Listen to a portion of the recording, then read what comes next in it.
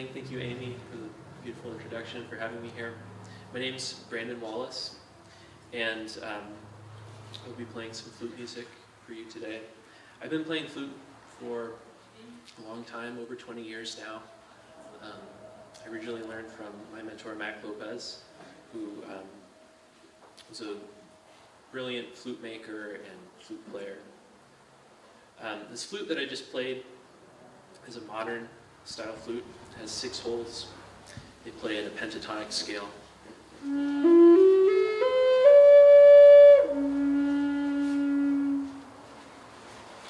This is made out of maple. Maple doesn't grow in this area.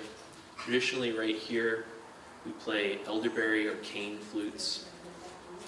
100 years ago, 200 years ago, that's what you would see. They would be elderberry or cane. And they'd be a little bit different from this. They'd be narrower, about the same length, and generally have 4 holes, but sometimes maybe up to 8, depending on who's making it and playing it.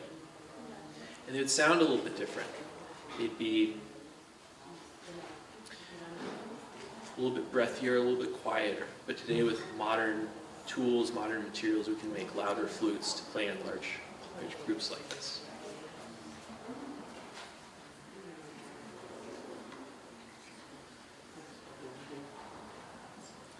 This is a different type of flute that is made out of branch.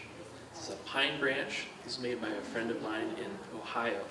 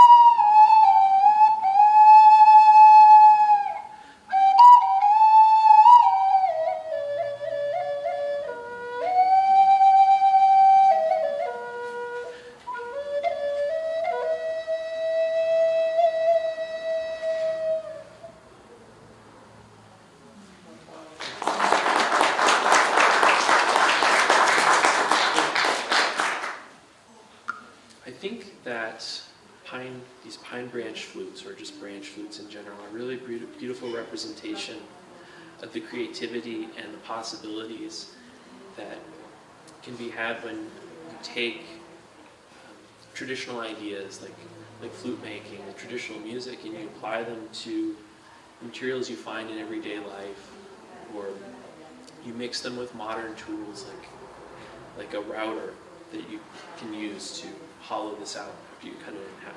These flutes are now made by splitting them in half. If you were to look very closely at this, you could see that there's a seam where this was cut in half the bandsaw, and then it was hollowed on the inside with either a router or a gouge type of chisel. And in this combination of modern tools and traditional music, you can really come across some beautiful instruments and beautiful new ways of progressing traditional practices. I have a question. Yes? Which tree did you say the flute is made of? Oh, that flute is made from a pine branch. And pine is an interesting wood. You can't just take a branch or a piece of wood from a tree and immediately use it. It usually takes several years for it to dry out enough to be used. If you take the wood when it's still green, when it's straight from the tree, and you start working on it, what will happen is, say you make this flute. Well, like I said earlier, these are two different pieces. And when the moisture goes out of the wood, it will warp. And so if this is two different pieces, and this piece wants to go up, and this other piece wants to go down, then you don't have a flute anymore, you have I don't know what that would be. Yeah.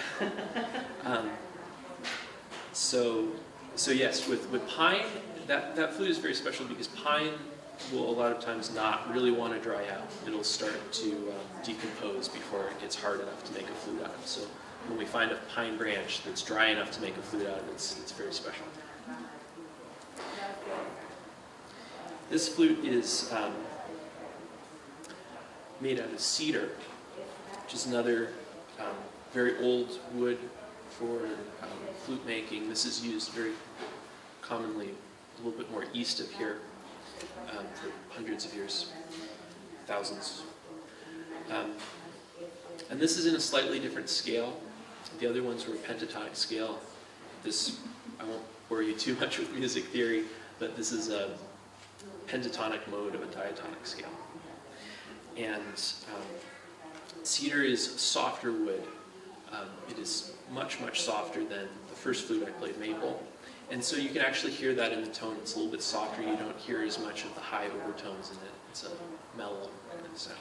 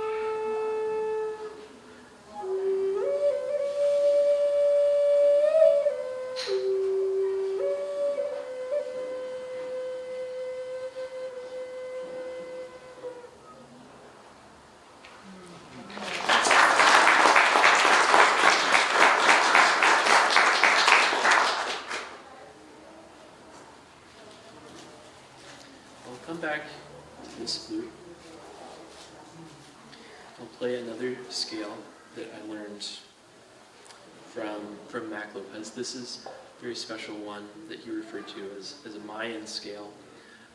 We would play with our friend Javier Quijas Itzayotl, who was one of the foremost makers and experts on pre-Columbian flutes from Central America, from Aztec and Maya traditions. And Mac learned this scale from him, I learned it from him. And I'll play a song in this scale.